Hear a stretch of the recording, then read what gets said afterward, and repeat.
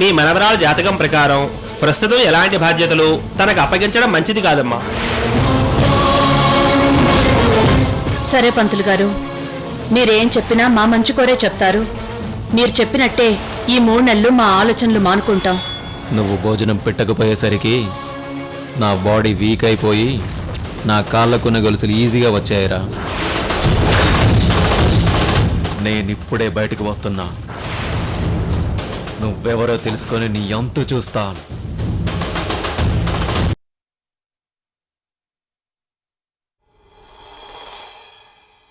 భార్గవి, అమ్మా అన్ని సిద్ధం చేసావా? అన్ని సిద్ధంగా ఉన్నాయమ్మా. రోజీ, పైన గోల్డ్ ఉంది, వెళ్ళి తీసుకొస్తావా? అలాగే గ్రాని. పద భార్గవి.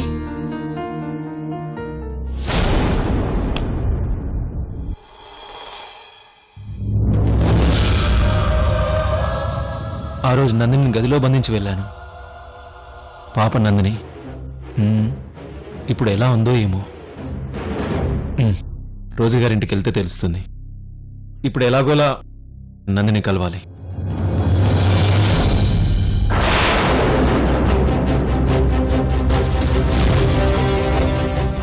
సిద్ధు ఎట్టి పరిస్థితుల్లో కూడా ఎవ్వరినీ కలవకూడదు. అలా కలిశాడంటే నందిని గురించి మొత్తం తెలిసిపోతుంది. అప్పుడు నా కూతురి జీవితం కోసం నేను కంటున్న కలలన్నీ కూలిపోతాయి.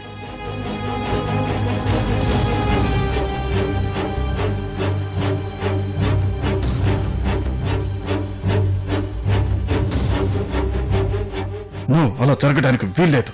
నాకు నా కూతురు కన్నా ఎవ్వరూ ముఖ్యం కాదు. సిద్ధుని ఎలాగైనా సరే ఇక్కడే ఏదో విధంగా ఆపాలి.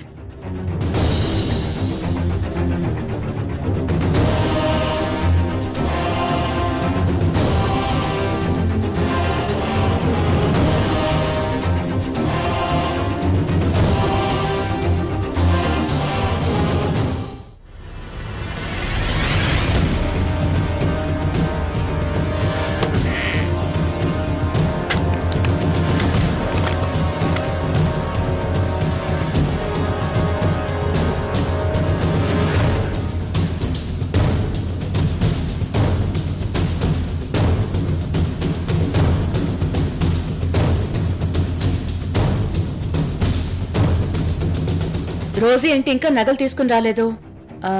భార్గవి, నేను చూసేస్తా. సరే అమ్మా.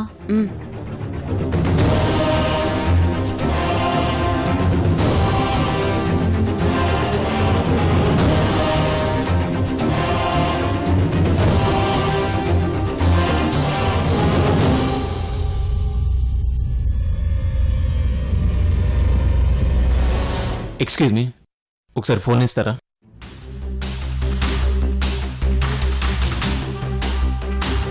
కొంచెం అర్జెంటుగా కాల్ చేయాలి. ఓకే. Thank you.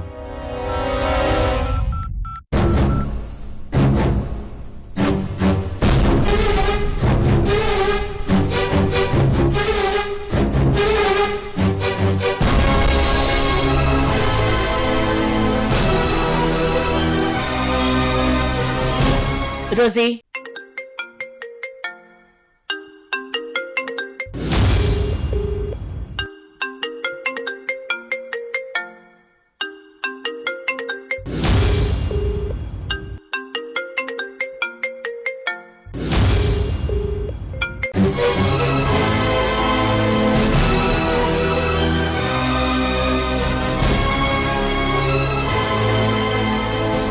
రోజీ,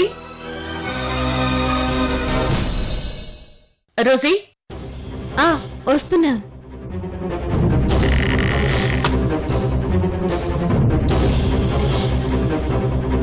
ఏంటి గ్రాని? రోజీ, జ్యువెలరీ తీసుకురమ్మని చెప్పాను కదా, ఎందుకింత లేటు? బీరువా కీస్ కనిపించడం లేదు. కీసు ఆ కబోర్డ్ మీద ఉన్నాయి, చూడు. అలాగే. రోజీ,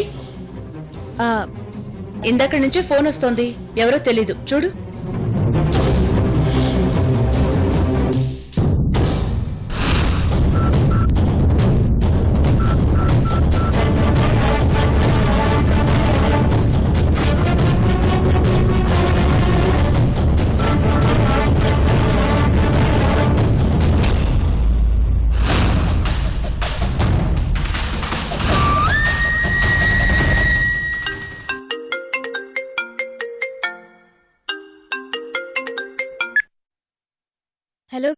హలో నందిని, నేను సిద్ధుని.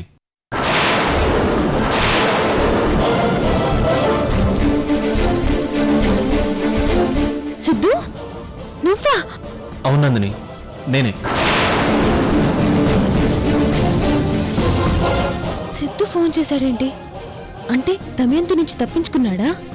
దమయంతి నుంచి తప్పించుకున్నాడంటే మొత్తం నా ప్లాన్ అంతా రివర్స్ అయిపోతుంది. హలో హలో ఆ, హలో, ఇన్నాళ్ళు ఏమైపోయావు? ఇప్పుడు ఎక్కడున్నావు? నందిని, నన్ను ఇన్నాళ్ళు ఎవరో కిడ్నాప్ చేసి ఒక రూమ్లో బంధించారు. ఇప్పుడు ఎలాగోలా వాళ్ళ నుంచి తప్పించుకొని వచ్చాను. ముందు నీకే ఫోన్ చేస్తున్నాను. ఇంతకీ నువ్వు ఎక్కడున్నావు నందిని? నేను వెంటనే చూడాలి నందిని. అంటే సిద్ధు ఇంకా ఎవరిని కలవలేదన్నమాట. ఎస్, ఎవరిని కలవకుండా చేయాలి. నందిని, నువ్వు ఎక్కడున్నావు చెప్పు, నేను నీ దగ్గరికి వస్తాను. ఆ, నేను వద్దు సిద్ధు. ఆ, అయినా నిన్ను కిడ్నాప్ చేయడం ఏంటి? అంటే నీకు తెలియకుండా నీ చుట్టూ ఏదో మిస్టరీ జరుగుతుంది. ఇప్పుడు నువ్వు తప్పించుకున్నా అని తెలిస్తే వాళ్ళు మళ్ళీ నిన్ను కిడ్నాప్ చేయాలని చూస్తారు. ఆ, నువ్వు ఎక్కడున్నావో చెప్పు, నేను నీ దగ్గరికి వస్తాను. అన్ని విషయాలు మాట్లాడుకుందాం. ఒక్క నిమిషం నందిని, ఇది ఏరియా బాస్? ఇది వికారాబాద్ వెళ్లే రూట్. నందిని, నేను హైదరాబాద్ నుంచి వికారాబాద్ వెళ్ళే రూట్లో ఉన్నాను. సరే సిద్ధు, నువ్వు అక్కడే ఉండు. నేను ఇప్పుడే నీ దగ్గరికి వస్తున్నాను. సరే నందిని, నువ్వే వస్తున్నావు కదా, ఆ, నేను ఇక్కడే వెయిట్ చేస్తాను. తొందర రా నందిని. సరే సిద్ధు. ఉంటాను. Thank you boss. ఓకే, పర్లేదు. Thank you. సిద్ధు, నువ్వు మళ్ళీ నా చేతికి చిక్కాలనుకున్నాను, కానీ నీకు నువ్వుగా నా కూతురు చేతికి చిక్కావు. ఇక నేను నిన్ను ఏమీ చెయ్యను. నీ విషయంలో చేయాల్సినంత నా కూతురే చేస్తుంది.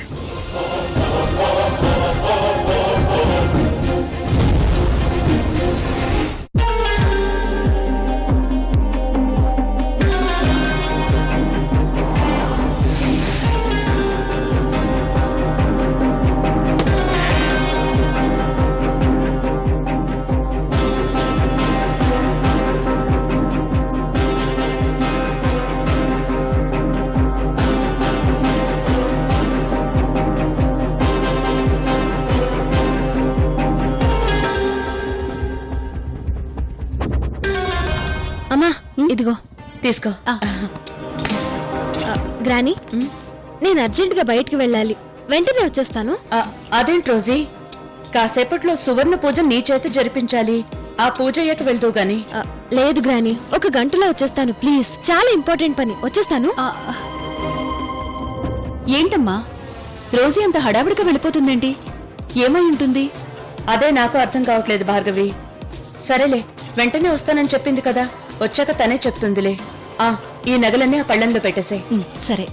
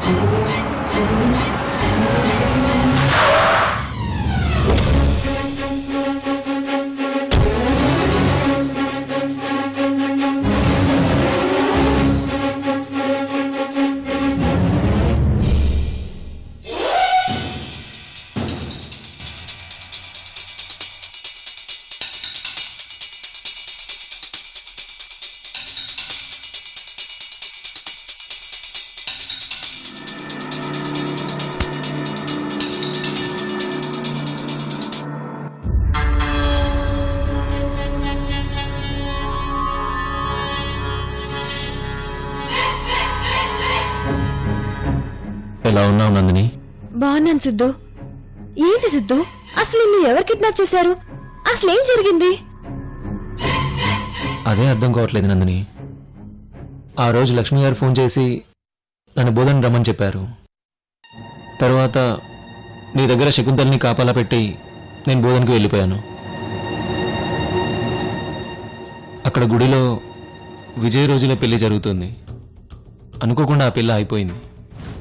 ఆ టైంలో నువ్వెలా ఉన్నావో తెలుసుకుందామని నీకు ఫోన్ చేద్దామని బయటికి వచ్చాను. ఆ టైంలో నన్ను ఎవరో కిడ్నాప్ చేసి తీసుకెళ్ళిపోయారు.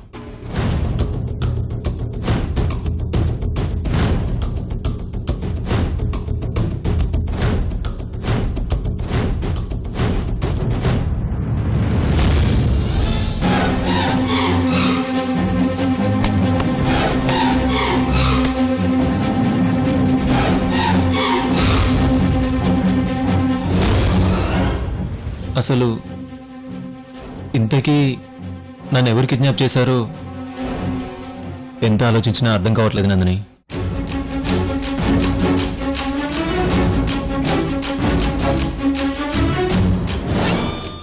ఎవరో ఏంటి సిద్ధు, నిన్ను కిడ్నాప్ చేసింది దమయంతే. ఆ విషయం నాకు తెలుసు, నీకు తెలీదు, అంతే తేడా.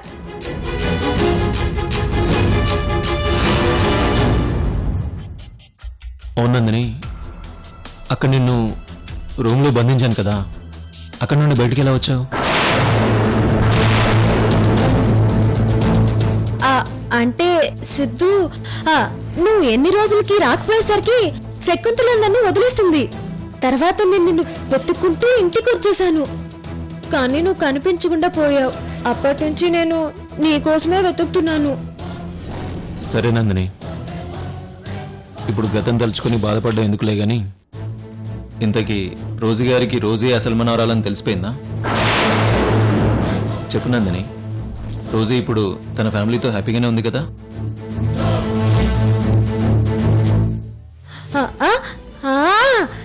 ఇప్పుడంతా హ్యాపీగానే ఉన్నారు. సరే నందిని, ముందు ఇంటికి వెళ్దాం పద. రోజీ కళ్ళల్లో ఆనందం చూడాలి. తనకున్న అడ్డంకులన్నీ తొలగిపోయాయి. పద పద, అర్జెంటుగా రోజుని చూడాలి. ఆగు సిద్ధు, నువ్వు ఎక్కడికి వెళ్ళకూడదు. ఏ, ఎందుకు నందిని? సిద్ధు, నీకు తెలియకుండా నీ చుట్టూ పెద్ద కుట్ర జరుగుతుంది. ఇంతకు ముందు నిన్నెవరో కావాలనే హాస్పిటల్ కేసులో ఇరికించారు, గుర్తుందా?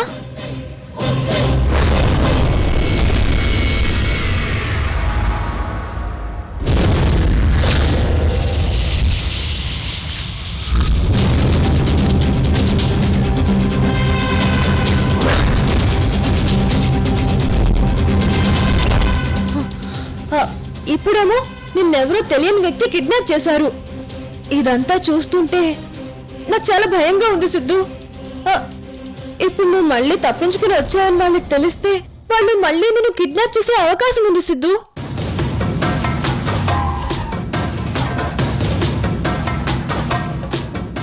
ఈ టైంలో నువ్వు పబ్లిక్ గా తిరగడం మంచిది కాదు.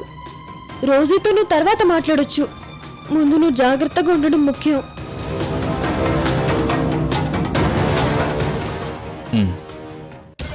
నువ్వు చెప్పింది కరెక్టే నందిని, నాకు కూడా అదే అనిపిస్తుంది. ఇప్పుడు ఏం చేద్దామో చెప్పు.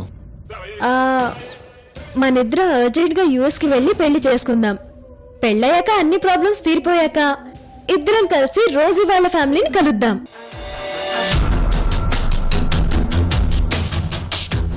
ఈ లోపు నువ్వు ఎవరితోనూ కాంటాక్ట్ లో ఉండకుండా ఉండడం మంచిది. లేదంటే నువ్వెక్కడున్నావు అన్న విషయం మళ్ళీ బయట తెలిస్తే నీకు ఏదైనా హాని జరిగే అవకాశం ఉంది. సో నేను చెప్పే వరకు నువ్వు ఎవరితోనూ కాంటాక్ట్ పెట్టుకోవద్దు.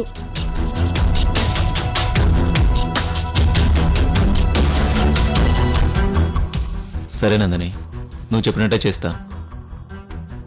కానీ ఇప్పుడు అర్జెంటుగా మనం యూఎస్ వెళ్ళాలంటే పాస్పోర్ట్ కావాలి కదా?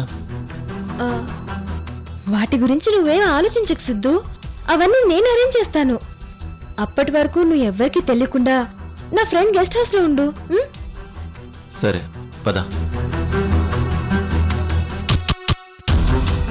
సిద్ధు, నిన్ను నా మాయలో పడేస్తాను. అలా నా మాయలో పడేస్తే నువ్వు నన్ను పూర్తిగా నమ్మేస్తావు. నిన్ను ఇక్కడి నుంచి పంపించేయడమే నా లక్ష్యం. నిన్ను పంపించేసి నీకు ఇండియాకి కాంటాక్ట్ లేకుండా చేశానంటే నేను అనుకున్న పని ఇక్కడ ఈజీగా చేసేయొచ్చు. రానందిని, వస్తున్నా.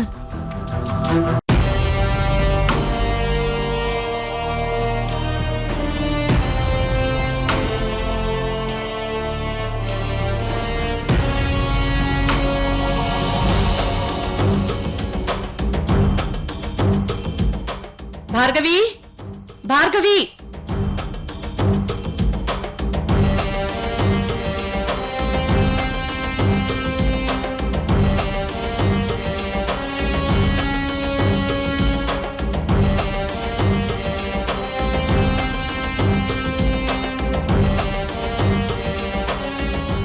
సిద్ధు నిన్ను గెటప్లో చూస్తుంటే నాకు చాలా బాధగా ఉంది.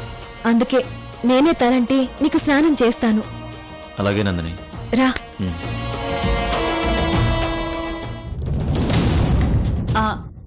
అమ్మా భార్గవి రోజు ఇంకా రాలేదు. తనొచ్చేలోపు ఇంటికి పసుపు నీళ్ళు జల్లేసాయి. సరే అమ్మా.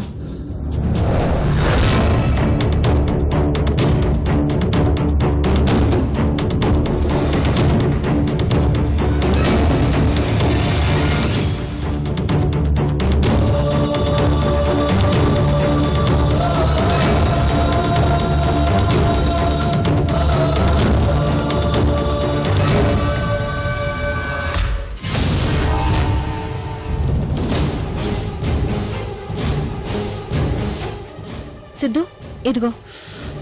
బా, వద్దంటే కుంకుడుకాయ రసంతో స్నానం చేయించావు. కళ్ళు బాగా మండుతున్నాయి. ఏం పర్వాలేదు సిద్ధు, కుంకుడుకాయలతో తలస్నానం చేస్తే ఆరోగ్యానికి చాలా మంచిది. నువ్వు వెళ్ళి డ్రెస్ చేంజ్ చేసుకురా, నేను లంచ్ ఏర్పాటు చేస్తాను. రా.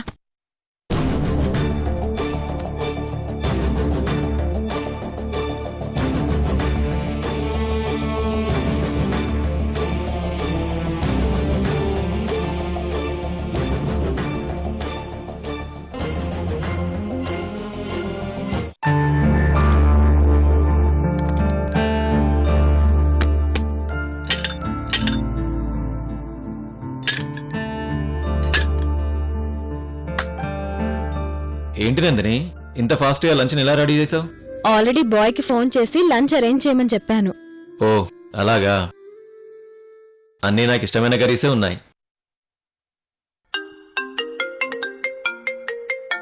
గ్రానీ కాల్ చేసిందే. సిద్ధు ఒక్క నిమిషం.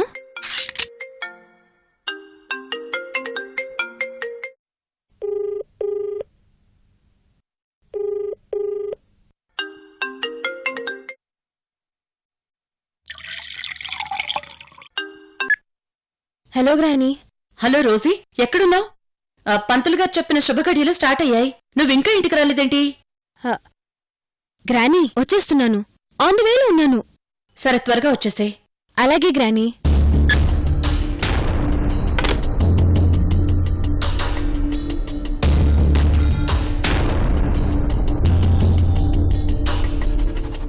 ఫోన్ ఎవరు నందిని? గ్రానీ ఎక్కడికెళ్ళావని అడిగిందంతే. ఓకే.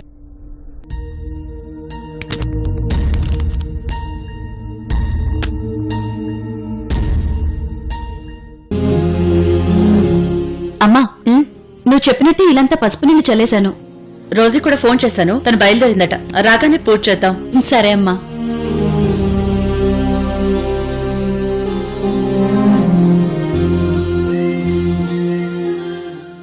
తిను సిద్ధు.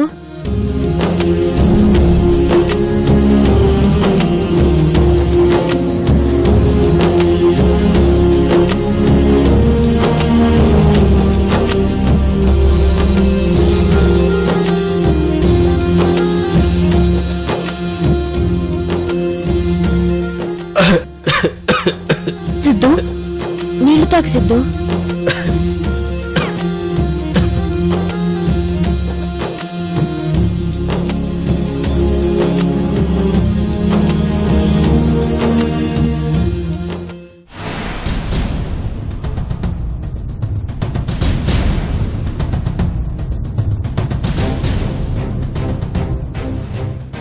ఏమైంది సిద్ధు?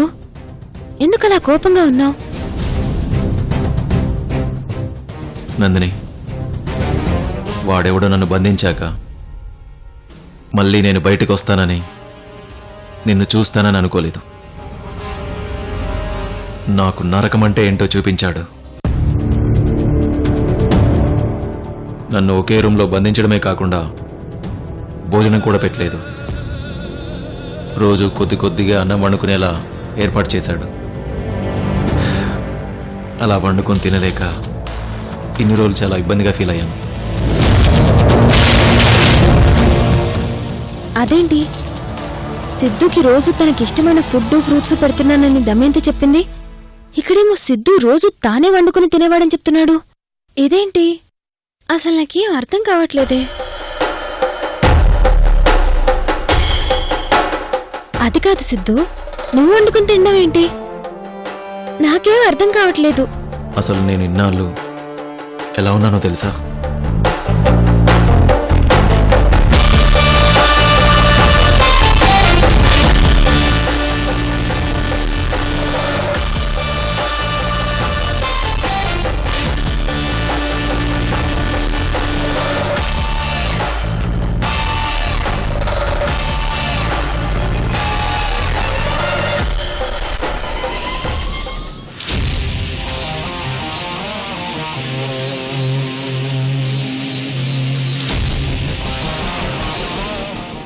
సిద్ధు చెప్పిన దాని ప్రకారం చూస్తే సిద్ధుని కిడ్నాప్ చేసింది దమయంతి కాదన్నమాట, వేరే వ్యక్తి అన్నమాట. ఇంతకీ ఆ వ్యక్తి ఎవరు?